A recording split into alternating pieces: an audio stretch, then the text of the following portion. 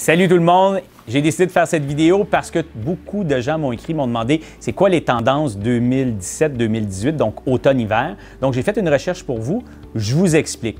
Première chose qui est très fashion cette année, c'est les cheveux décoiffés. Donc, on laisse travailler notre mouvement naturel dans nos cheveux, on applique des mousses, on fait une mise en pli la tête à l'envers et même on peut utiliser notre diffuseur pour aller chercher une texture. Rien de parfait, c'est bien important.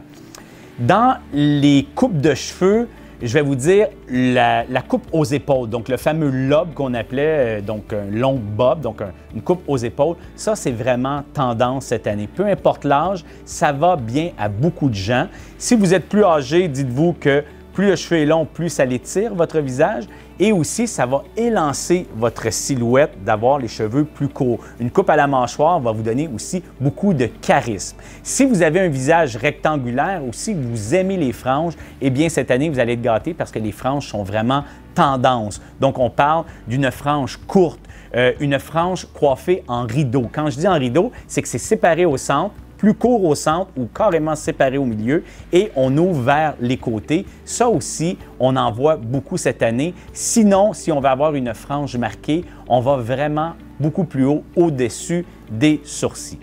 Si vous portez les cheveux frisés, à ce moment-là, vous portez aussi une frange. Laissez votre frange naturelle. Allez pas sécher votre frange avec une brosse, mettre une frange droite dans des cheveux frisés, c'est complètement out. Donc, c'est bien important de laisser l'ensemble frisé et ça fait un beau résultat comme vous pouvez voir.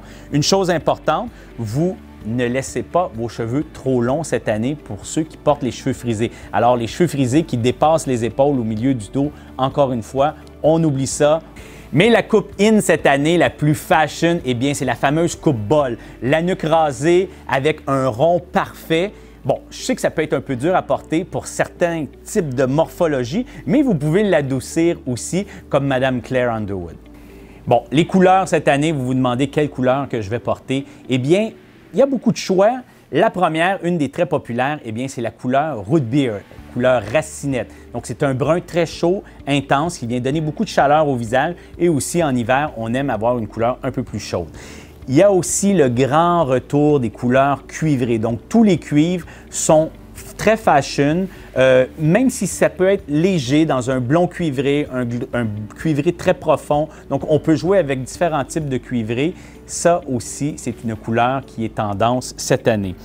On va avoir beaucoup de blonds, des blonds platine. Pourquoi les blonds platine? Parce que maintenant, on peut s'amuser avec des couleurs électriques, des couleurs pastel. Alors, on voit de plus en plus de roses, de couleurs violet, de bleu, vert. Ça aussi, c'est fashion cette année et souvent, c'est créé sur une base de blond. Donc, on peut pratiquement changer notre look comme on change de maquillage à tous les 2 mois, on peut s'en aller avec une nouvelle couleur dans des tons de pastel, des tons de rose, etc. Donc ça aussi, cette année, c'est quelque chose qu'on peut faire. Si vous voulez essayer ce type de coloration, vous pouvez aussi opter pour une seule mèche ou quelques mèches au contour du visage dans des couleurs pastel sur une base de cheveux bruns ou peu importe, même sur une base de cheveux blonds. Alors, c'est à votre guise, comme vous voulez. Dans les couleurs que je vous ai montrées, on n'a pas vu beaucoup de contraste, de jeu de mèche, mais c'est possible que votre coiffeur vous en suggère parce que c'est une tendance à venir, alors pourquoi pas être la première à l'essayer.